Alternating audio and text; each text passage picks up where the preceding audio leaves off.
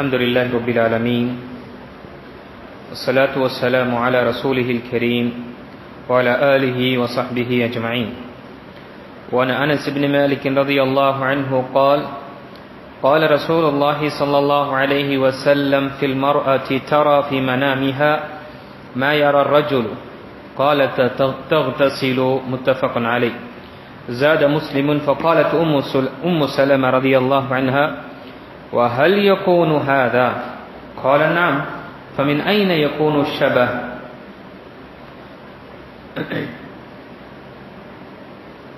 அனஸ் இப்னு மாலிக் ரலியல்லாஹு அன்ஹு அவர்கள் அறிவிக்கின்றார்கள், ரசூலுல்லாஹி ஸல்லல்லாஹு அலைஹி வஸல்லம் கூறினார்கள், ஆண்கள் தூக்கத்தில் விந்து வெளிப்படுவதை காண்பதை போன்றே பெண்களும் காண்கின்றார்கள்.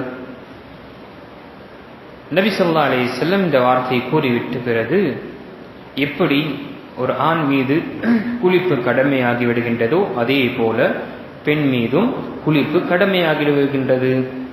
இந்த ஹதீஸ் புகாரி மற்றும் முஸ்லிமில் வரக்கூடிய ஹதீஸ். முஸ்லிம் வரக்கூடிய ஹதீஸில் அதிகப்படியான உம்மு சலமா உம்முல் முஃமினீன் ரலியல்லாஹு அன்ஹா அவர்கள் நபி ஸல்லல்லாஹு அலைஹி வஸல்லமிடம் ஆச்சரியப்பட்டு கேட்டார்கள், இப்படியும் நடக்குமா? எப்படி ஆண் தூக்கத்தில் விந்து வெளியாவதை காண்கின்றானோ அதே போல பெண்ணும் இதை பார்ப்பாளா என்று சொல்லும் பொழுது நபி ஸல்லல்லாஹு அலைஹி வஸல்லம், ஆம், அப்படி இல்லை என்றால் எப்படி குழந்தையின் சாயல் தாயை போன்று உண்டாகும் என்று நபி ஸல்லல்லாஹு அலைஹி வஸல்லம் கூறினார்கள். அன்புக்குரிய முஸ்லிம்களே, நாம் தொடர்ச்சியாக குளிப்பு மற்றும் குளிப்பு கடமையாகக்கூடிய சட்டங்களை பற்றி நாம் பார்த்து கொண்டு வருகின்றோம். நேற்று நாம் 2 விஷயங்களை பார்த்தோம். 2 விஷயத்தினால் குளிப்பு கடமையாகி விடுகின்றது. ஒன்று, பருவ வயது அடைந்த ஆண் பெண் இரவில் அவன் கண்ணக்கூடிய கனவால் காலையில் அவன் ஈரப்பதத்தை உணர்கின்றான், வெந்து வெளியாகின்றது, அதனால குளிப்பு கடமையாகின்றது. இரண்டாவது, கணவன் மனைவி இல்லற வாழ்க்கையில் ஈடுபடும் பொழுது அங்கு குளிப்பு கடமையாகின்றது. இந்த ஹதீஸில் நபி ஸல்லல்லாஹு அலைஹி வஸல்லம் எப்படி ஒரு ஆணுக்கு தன்னுடைய தூக்கத்தில் விந்து வெளியாகின்றதோ அதே போல பெண்ணுக்கும் ஏற்படும், இது இயல்பான ஒரு விஷயம் என்று நபி ஸல்லல்லாஹு அலைஹி வஸல்லம் இங்கு கூறியிருக்கின்றார்கள். அப்போ இந்த பெண்ணுக்கும் குளிப்பு கடமை என்பது குளிப்பு கடமையாகி விடுகின்றது. நபி ஸல்லல்லாஹு அலைஹி வஸல்லம் உம்மு சலமா ரலியல்லாஹு அன்ஹா அவர்கள் ஆச்சரியத்துடன் கேட்டார்கள், இதை இப்படியும் நடக்குமா பெண்களுக்கு என்று சொல்லும் பொழுது நபி ஸல்லல்லாஹு அலைஹி வஸல்லம், அப்படி இல்லை என்றால் எப்படி குழந்தையுடைய ஜாடை, குழந்தையுடைய சாயல் தாய் போல இருக்கின்றது, குழந்தை சில நேரத்தில் தாய் போல இருக்கின்றது அதை பார்ப்பதற்கு, அது எப்படி என்றால் இதனால தான் ஏற்படுகின்றது என்று நபிகள் நாயகம் ஸல்லல்லாஹு அலைஹி வஸல்லம் கூறினார்கள். மூன்றாவது 120வது ஹதீஸில் அம்மி ஆயிஷா ரலியல்லாஹு அன்ஹா அவர்கள் அறிவிக்கின்றார்கள், நபிகள் நாயகம் ஸல்லல்லாஹு அலைஹி வஸல்லம் 4 விஷயத்திற்காக குளிப்பார்கள். ஒன்று, குளிப்பு கடமையாகிவிட்டென்றால், இரண்டாவது கடமையான குளிப்பு, இரண்டாவது ஜுமாவுடைய நாளில் குளிப்பார்கள், மூன்றாவது ஹிஜாமா இரத்தம் குத்தி எடுத்த கொண்ட பிறகு குளிப்பார்கள், மூன்றாவது மையத்தை குளிப்பாட்டிய பிறகு குளிப்பார்கள். இந்த காரணத்தினால் நபி ஸல்லல்லாஹு அலைஹி வஸல்லம் குறிப்பார்கள். இந்த ஹதீஸ் அபூதாவுதில் வரக்கூடிய ஹதீஸாக இருக்கின்றது. ஆனால் இந்த ஹதீஸ் பலவீனமான ஹதீஸாக இருக்கின்றது. இந்த ஹதீஸில் சொல்லப்பட்ட 4 விஷயங்கள் நாம் மற்ற ஹதீஸ்களில் பார்க்கும் பொழுது சில 1-2 விஷயங்கள் ஆதாரபூர்வமாக இருக்கின்றது. எப்படி குளிப்பு கடமையாகிவிட்டது என்றால், குளிப்பு கடமை என்றால் இல்லற வாழ்க்கையில் ஈடுபட்டாலும் சரி, கணவன் மனைவி அல்லது வாலிப வயது அடைந்தவன் காலையில் இந்திரிய துளி வெளியேறினாலும் சரி அவன் மீது கடமையாகின்றது. இது நாம் அறிந்தோம். குர்ஆன் மற்றும் ஹதீஸில், சஹீஹான ஹதீஸில் இதற்குரிய ஆதாரம் இருக்கின்றது. ஜுமாவுடைய நாளில் குளிப்பது என்பது உலமாக்களிடம் கருத்து வேறுபாடு இருக்கின்றது. எந்த அடிப்படையில்? ஹதீஸுகள் 2 தரப்பிலும்.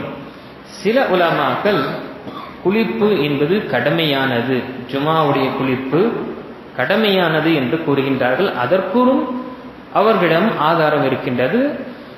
சில உலமாக்கள் இது வலியுறுத்தப்பட்ட சுன்னாவாக இருக்கின்றது, வாஜிப் கடமை இல்லை, வலியுறுத்தப்பட்ட சுன்னாவாக இருக்கின்றது என்று சில உலமாக்கள் கூறினார்கள். இதற்கும் ஆதாரம் இருக்கின்றது. ஆக இரண்டு ஆதாரம், குறிப்பாக இமாம் முஹம்மது இப்னு ஸாலிஹ் அல் உஸைமீன் ரஹிமஹுல்லாஹ் அவர்கள் சொல்லக்கூடிய வார்த்தை இது கடமை வாஜிப் என்று கூறுகின்றார்கள். ஆனால் ஒட்டுமொத்த மற்ற உலமாக்களுடைய கருத்து இது சுன்னா முஅக்கதாவாக இருக்கின்றது, வலியுறுத்தப்பட்ட சுன்னாவாக இருக்கின்றது. இதை நாம் பேணி காக்க வேண்டும். ஜும்மாவுடைய நாளில் நாம் ஒன்று திரள்கின்றோம். குறிப்பாக ஜும்மாவுடைய நாட்களில் மஸ்ஜிதிற்கு வரும்பொழுது நாம் சுத்தத்தை எடுத்துக்கொண்டு நறுமணத்தை பூசிக்கொண்டு வர வேண்டும் என்று மார்க்கம் வலியுறுத்தியிருக்கின்றது. அதை நாம் எடுத்துக்கொள்ள வேண்டும். மூன்றாவது ஹிஜாமா, நாம் முன்கூட்டியே பார்த்தோம். ஹிஜாமாவை ரத்தம் குத்தி எடுப்பது இது ஒரு சிகிச்சையாக இருக்கின்றது. இதனாலும் இது செய்த பிறகு குளிக்க வேண்டும் என்ற கடமை அவசியமில்லை. சில மருத்துவர்கள் எடுத்த பிறகு அந்த நாளில் குளிக்க வேண்டாம் என்று உபதேசம் செய்கின்றார். இதனால் அந்த காயம் காய்ந்த நிலையில் இருக்கும், அதனால் செப்டிக் ஆகக்கூடிய வாய்ப்பு இருக்கும். அதனால ஒரு நாள் விட்டு அடுத்த நாள் குளித்துக் கொள்ளுங்கள். இல்லை என்றால் பச்சை இது கப்பிங் ஹிஜாமா செய்வதற்கு முன்னால் நீங்கள் குளித்துக் கொண்டு வாருங்கள் என்று சில மருத்துவர்கள், அதிகப்படியான மருத்துவர்கள் கூறுகின்றார்கள். ஆக ஹிஜாமா செய்த பிறகு குடிக்க வேண்டும் என்ற இந்த ஹதீஸு பலவீனமாக ஹதீஸாக இருக்கின்றது. நான்காவது விஷயம், மையத்தை குளிப்பாட்டிய காரணத்தினாலும் குளிக்க வேண்டும் என்ற இந்த ஹதீஸில் இருக்கின்றது. ஆனால் இந்த வார்த்தை மையத்தை குளிப்பாட்டிய பிறகு குளிக்க வேண்டுமோ அல்லது ஒது செய்ய வேண்டுமோ என்ற வரக்கூடிய எந்த ஒரு சட்டமும் ஹதீஸ் சஹீஹான ஹதீஸில் சொல்லப்படவில்லை என்று இமாம் அஹ்மத் பின் ஹம்பல் ரஹிமஹுல்லாவும் அவருடைய தோழர் இமாம் அலி இப்னுல் மதீனி ரஹிமஹுல்லாஹ் அவர்களும் கூறுகின்றார்கள், லம் யஸ்புத் ஃபீஹி ஷை, இந்த விஷயத்தில் மையத்தை குளிப்பாட்டிய பிறகு உசூல் செய்ய வேண்டும், குளிக்க வேண்டும் அல்லது உது செய்து கொள்ள வேண்டும் என்று வரக்கூடிய எந்த ஹதீஸ் சஹீஹான ஹதீஸில் இல்லை. ஒரு மனிதன் அவன் தனாக செய்து கொள்கின்றான், குளித்துக் கொள்கின்றான் அல்லது உது செய்து கொள்கின்றான் என்றால் அது தனிப்பட்ட விஷயம், அது இபாதத்தாக ஆகாது. ஆனால் மார்க்கம் கூறுகின்றது என்று செய்வது என்பது நமக்கு ஆதாரம் இருந்தால்தான் நாம் செய்ய வேண்டும். ஆக அன்புக்குரியவர்களே, இந்த விஷயத்தில் நாம் சொல்லக்கூடிய விஷயத்தை நாம் ஒவ்வொன்று விஷயம் தெரிந்த விஷயத்தை நாம சிறப்பாக செய்வதற்கு முயற்சி செய்ய வேண்டும். தெரியாத விஷயத்தை நாம் அறிந்து கொள்ள வேண்டும்.